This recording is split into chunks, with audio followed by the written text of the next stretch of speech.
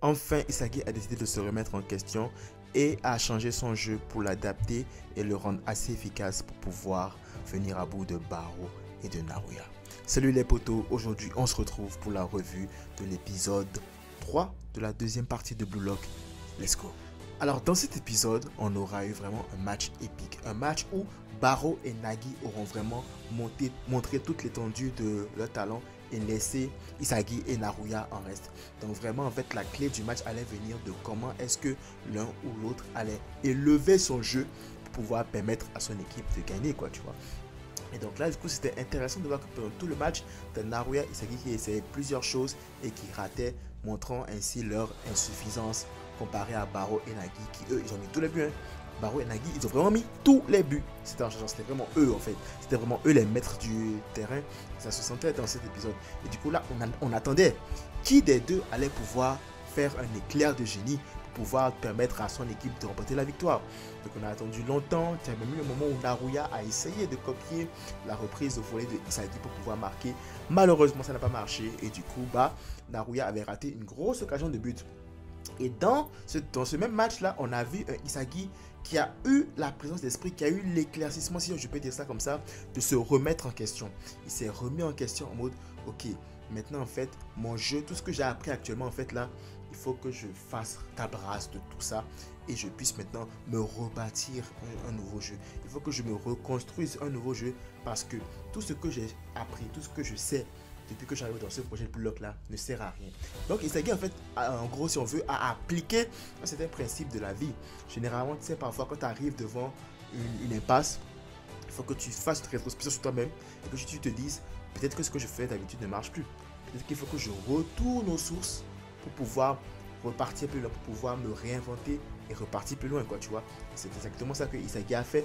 Du coup, ce qui lui a permis d'effacer tout ce qu'il avait dans sa tête par rapport au football et de se recréer un nouveau football. Un nouveau football qu'il a recréé en utilisant les armes de Naruya qui sont l'angle mort et le jeu sans ballon. Et donc, avec ça, Isagi a réussi à faire un jeu, mais une combinaison magnifique de angle mort, jeu sans ballon, plus la reprise de volée qui est sa technique spéciale pour pouvoir marquer le but qui permettra à l'équipe d'Isagi et de Nagi de remporter la victoire et de récupérer un des joueurs de l'équipe, quoi, tu vois. Donc c'était magnifique. Le but en lui-même, l'action du but, elle était géniale. Genre l'OST et tout, les paroles d'Isagi qui disaient que enfin je vais pouvoir mettre les pieds sur la pelouse de ces génies. C'était quelque chose, c'était magnifique, c'était bien, c'était vraiment quelque chose de génial.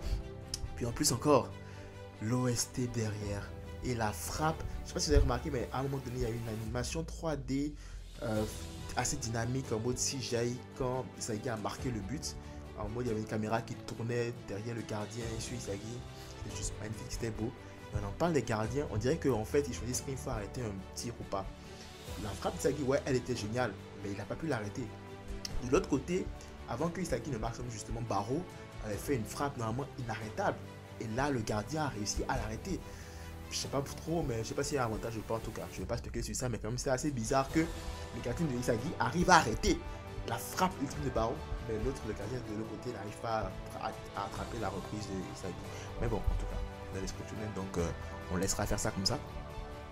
Et donc là, du coup, le pauvre Naruya, bien sûr, on s'attendait à ce qu'il se fasse éliminer, clairement. C'était soit lui, soit Isagi. À aucun moment, personne n'est fou pour prendre une équipe où il n'y a pas Isagi, où il n'y a pas Baro et Nagi, pardon. Donc, du coup, malheureusement, Naruya s'est fait éliminer et c'était triste, hein, c'était triste parce que juste avant, on nous fait un petit flashback de Naruya sympa en mode oui, voilà, sa famille, il fait tout donner pour sa famille, devenir propre sa famille. Ça, par contre, c'était pas bien joué parce que là, maintenant, je pense que c'est pour nous donner une certaine émotion par rapport au fait que le personnage soit éliminé. Et bon, c'est bien, mais c'est quand même trop triste. C'est quand même trop triste. C'est triste là. Juste avant qu'il se fasse éliminer, là, tu nous montres un tel truc. On ne peut qu'éprouver de la pitié pour lui, quoi, tu vois.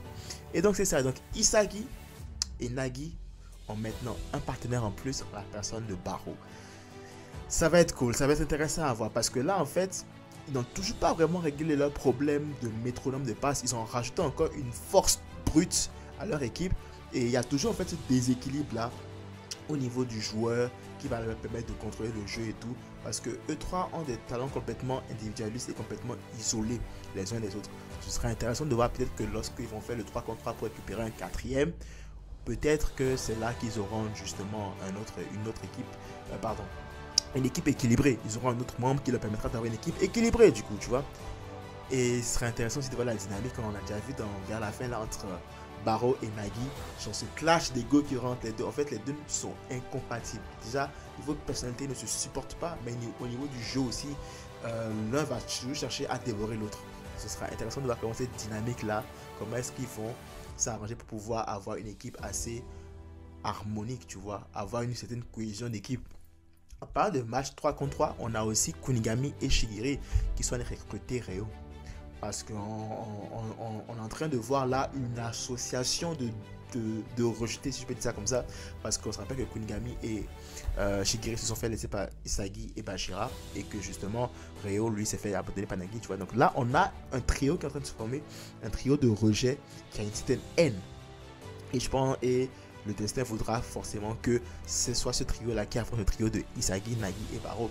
Qui nous promet un match explosif avec à la clé un nouveau membre pour l'équipe d'Isagi, Nagui et Barrow. Qui ce sera? Franchement, je me rappelle plus à ce stade-là du manga. Je ne sais pas si ce sera Ryo ou Shigiri ou bien Kunigami. En tout cas, on verra bien. Les autres épisodes nous le montreront. Donc, pour le moment, dans le prochain épisode, il faudra s'attendre justement à un match entre ces deux équipes-là. Et bien sûr, ce sera quand même explosif. La seule petite remarque négative que j'ai à faire par rapport à cet épisode, par contre, c'est que au fur et à mesure que je regarde, je me rends compte de ce petit défaut-là en fait dans l'anime. C'est que quand tu regardes certaines scènes en manga papier et que tu regardes un peu les panels, tu as une certaine émotion. Tu t'attends à revoir quand ces scènes-là sont adaptées en anime.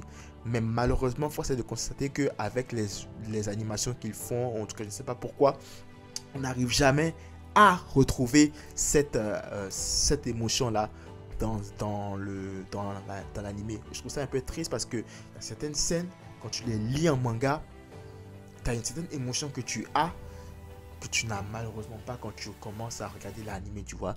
C'est ça qui est un peu triste. Mais sinon, après, c'est vraiment magnifique. Hein. C'est vraiment très bien comme truc. Mais quand même, j'ai peur. J'ai peur qu'il y a certaines scènes épiques dans le manga qui n'auront pas la réaction attendue en anime, malheureusement. Qui n'auront pas l'adaptation qui leur revient de droit en anime. Et ça, j'ai juste peur. Bon, on va rester positif et espérer que c'est un truc qui va se corriger au fil des prochains épisodes, quoi. Pour revenir rapidement sur l'ending, il y a un nouvel ending qui est sorti. Il est sympa. Il est sympa, sans plus, il est cool. Pour le moment, à la première écoute, je ne l'ai pas senti si top que ça. Il était bien. Ne vous me prenez pas. Je pense qu'il était vraiment bien. Mais pour le moment, je pense que c'est en écoutant plusieurs fois que je vais m'y habituer. J'ai pas eu le même coup de foudre que dès que j'ai écouté l'ending de Vinland Saga, par exemple, la saison 2, tu vois.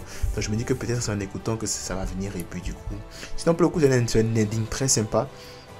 Rien à dire de plus par rapport à ça, quoi. Voilà, c'était tout pour cette petite revue de l'épisode 3 de la deuxième partie de Blue Lock. Si tu as aimé la revue, n'hésite pas à liker et à laisser un commentaire, ça fait toujours plaisir. Si tu n'es pas encore abonné, abonne-toi, ça fait encore plus plaisir. Max de like, max de partage. On se retrouve très vite pour de nouvelles vidéos. D'ici là, je vous souhaite à tous et à toutes une excellente année 2023. Prenez tout soin de vous et de vos proches. Que la force accompagne.